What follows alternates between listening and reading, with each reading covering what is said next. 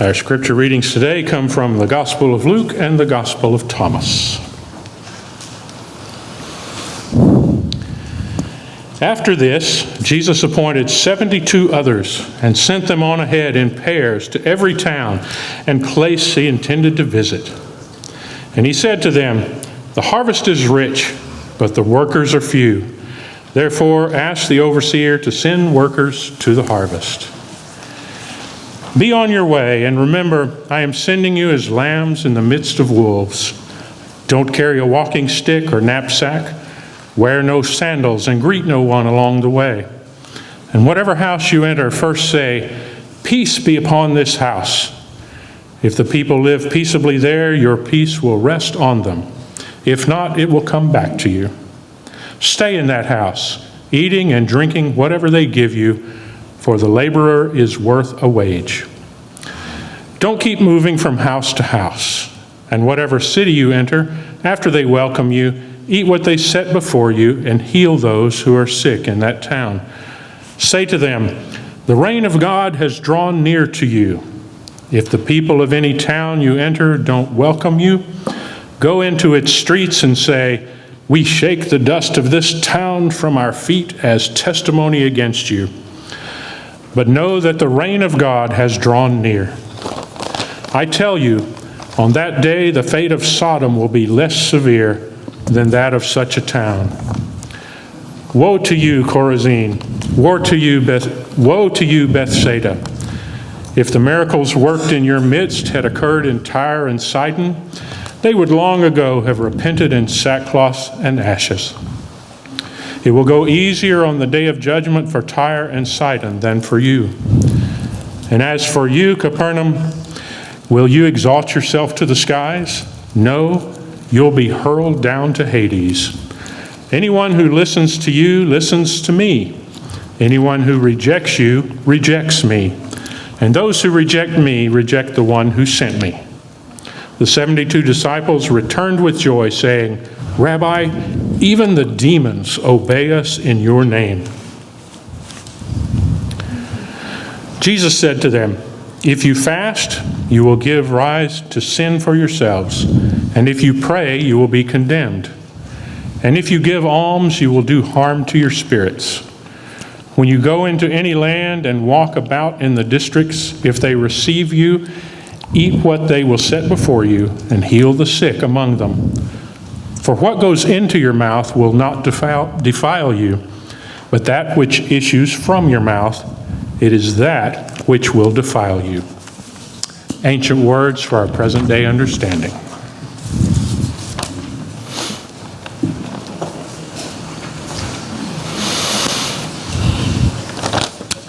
Well, is that weird enough for you?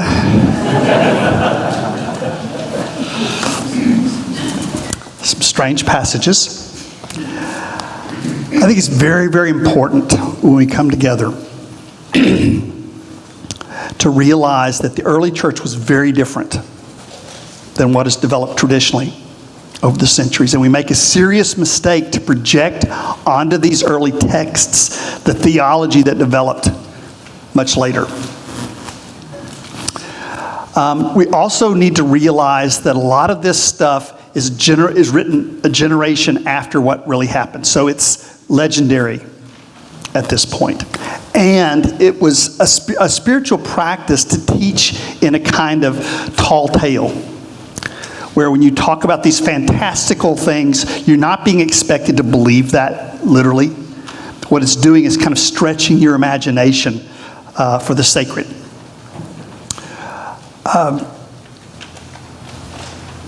But the first church was a very strange place, regardless of how you look at it. Listen to how this is described. But again, remember that the early message that's being sent out cannot be the traditional one, that Jesus Christ died for your sins, rose from the dead, and if you believe in him, then you'll have life. Because Jesus isn't dead yet. Right? So let's listen to these. They're being sent out. It says 2 by 2. That kind of does away with the idea of the personal relationship with Jesus. It's communal. It's about a movement. It's about a movement to change the world. They think to save the world. Then it says you're to go out without a purse or wallet. So much for the prosperity gospel. Now again, I think this is exaggerated, but I think it's talking about radical political movements. Then finally it says, don't talk to anybody along the way as you go along, which kind of does away with your evangelism program. I was really glad when I got to church today and saw that our building hadn't been burned down. We have a new sign, and the first one of the first messages that the people wanted to put on it was the message that Jimmy Tallarico will be speaking on today, which is Jesus or Trump, a time to choose. So it's great to see the building intact when I got here. But let me say, I think being a nonpartisan means opposing a demagogue, a bully. Right? It's not nonpartisan to ignore somebody else's misery and somebody else is being bullied. Being nonpartisan means affirming universal human rights. That's for everybody, even if they're not American, even if they don't look like us. Everybody, everybody, everybody. That's what nonpartisan means. The early church got kicked around because of the message that went out. They weren't kicked around because they were so nice or because they believed something and they were so holy. They were a threat to the empire. That's the only reason Rome is going to crucify somebody. Right? It's PR management to say, you know, we Christians are so persecuted that we need to be able to persecute everybody else.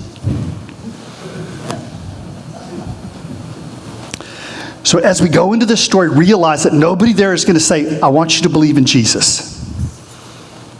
Because whoever is hearing them is going to say, of course I believe in Jesus. He's standing right over there. Right? Believing in Jesus meant trusting in what's being said. It didn't mean believing in ghosties and angels and demons and all of that kind of stuff. If you do, that's fine. But that's not the heart of what's happening here. What I'd like your part in this conversation to be is to ask yourself the question, even if you have to not pay attention to what I'm saying. Because sometimes checking out and thinking things through for yourself is what you need to do. What is it that would heal your own heart in these brutal times?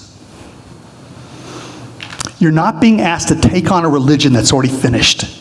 You're being asked by your own definition, not what you think you should believe, but what is the kind of religious practice that would heal your heart? Furthermore, what is the kind of religion that you think would actually heal the world? Not divide it further, not judge it further, not do magical escapist language. But what could a spiritual community like this do to heal the world? And how would we have to change to be these healers? I believe the early church, I've seen like some of the documents from the area around there, and they had healing spiritual groups, but they used medicines, early medicines. It wasn't all about magic tricks. It wasn't like the faith healers that you see on television. It was before the scientific method, so some of it we would consider superstitious. But it was based on compassion and healing. The reason I thought, when I heard the passage about sending out the 72, and you're supposed to eat whatever's put in front of you, I remembered this passage from the Gospel of Thomas, which didn't make the scripture. But it says, Jesus said to them, if you fast, you will give rise to sin for yourself. And if you pray, you will be condemned. And if you give alms, you will do harm to your spirits. Now you realize this is a teaching technique. They don't want you to really stop praying and doing whatever it is that is your spiritual discipline. But they want it to be more than that. They want to bring together your spirit, not some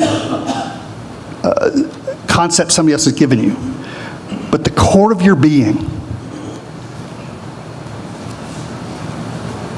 to not have that get lost in the practice of religion. Chesterton was an apologist for religion, but he also used to say that going to church no more makes you a Christian than standing in your garage makes you a car.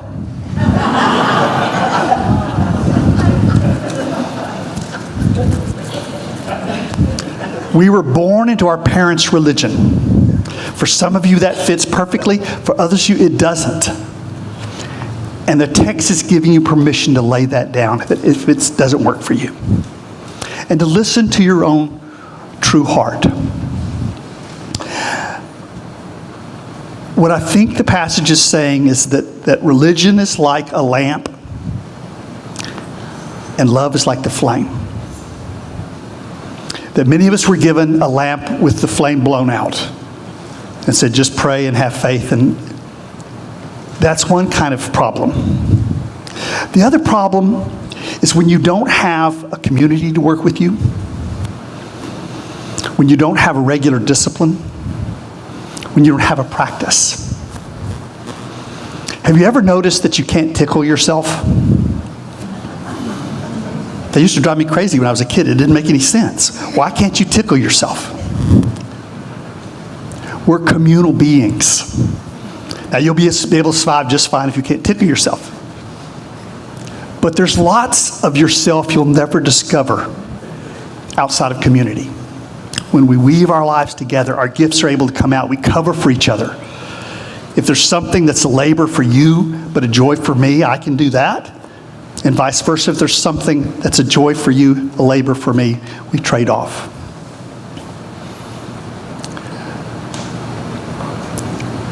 Theoretically, I believe in getting in shape. Theoretically. This is my version. I'm spiritual but not religious. Right? I want to reach there, but I don't believe in organized exercising. Right? I don't believe in a practice, having a time that I exercise. And I don't want to be responsible to other groups of people. So you can pretty well count. It's going to be a while before I get in shape, probably. There's something about routine. There's something about a discipline, a practice. Most of the people that write these things making fun of religion, like Gandhi, whoever wrote Thomas, Buddha, they make fun of religion, but they're making fun of superficial religion. They themselves are spiritual athletes, very, very disciplined. Like all great artists, the freedom that you see in a great artist comes through the discipline. And to be a loving person requires great discipline. Because if things are triggering us, then we get lost in our trauma.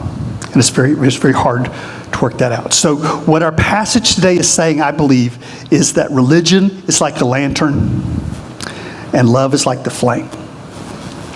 And it helps to have both of those. This group of followers of Jesus are sent out into the world. And it's a brutal world. It's a world kind of like ours, where kindness is crushed, where ignorance reigns, and where there's a temptation to seek into despair. Jesus looked around him and said, "You are the light of the world. Stop looking for somebody else, some miracle person to come in, and go be the one that people are waiting for. Be the one that you're waiting for." But he said to do that, to have that kind of love, you've got to lay aside a lot of what people consider to be religion. You've got to lay aside the purity codes, which were very important at the time. You didn't eat certain foods, and you saw certain people as unclean. This is the only part of the purity code that Christianity holds on to is they like to think that a certain group of people is unclean. You don't see anybody having a tantrum over pork, right? Or the skin diseases, or any of the other holiness codes things. But LGBTQ people, that's what triggers it for them. Jesus is essentially saying you have to lay that aside. You do not understand the grace of Jesus if you hold on to this moralistic understanding of things. It's not what you touch that makes you unclean. It's what comes out of you. That's true of food. It's true of love. It's true of life. The story of Sodom and Gomorrah, as most of you know by now, is not about gay and lesbian people. It is about abusive religion and bullies in the community. That's the sin of Sodom.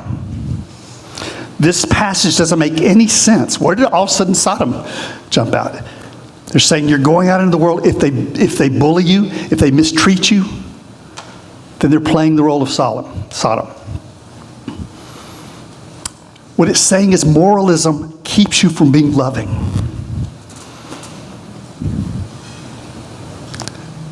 It keeps you from having the experiences of life that you might have.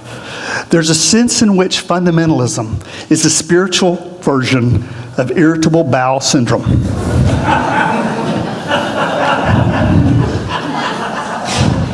Is that too far?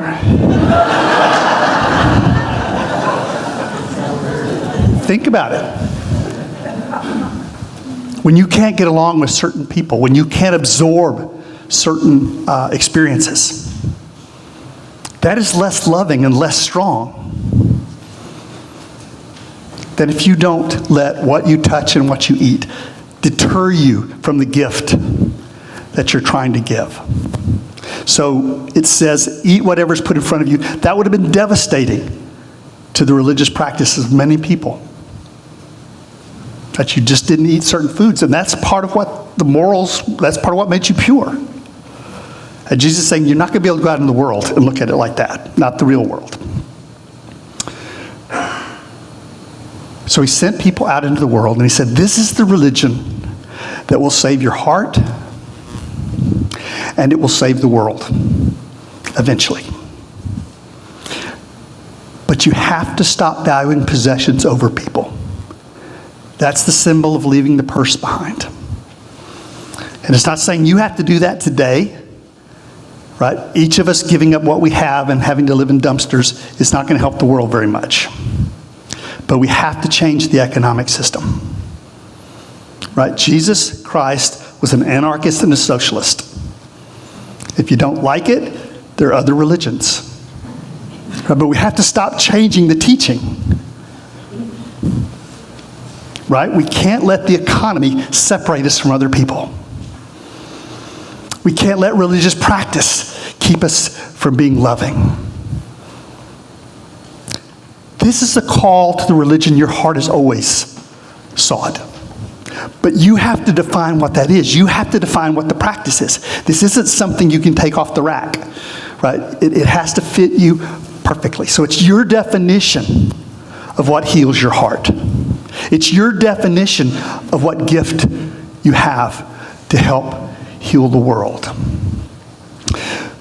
I think the salvation Jesus is talking about is much closer to enlightenment in the Eastern sense than it is getting out of hell and being up in the clouds.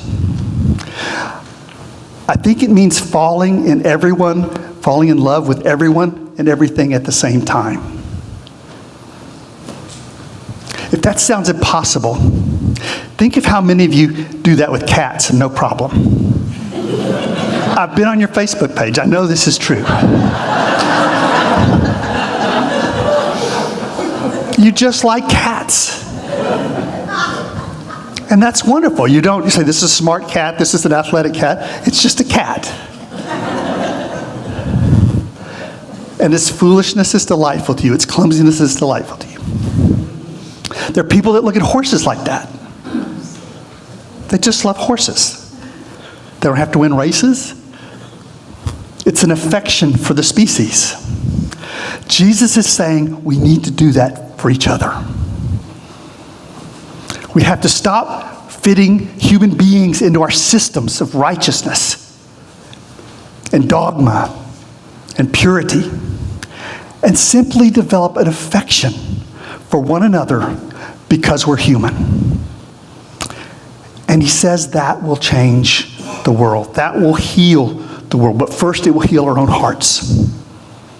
Because if somebody else is unpleasant, that's not our problem. And he talks about wiping your feet. That's not saying being cruel, giving up on people, but you just don't snag on it. You're going to love them even if you have to oppose them. Your light isn't something that comes and goes. Jesus said it should be like the sun. It shines on the good, the bad. Because that's what love does. I've always loved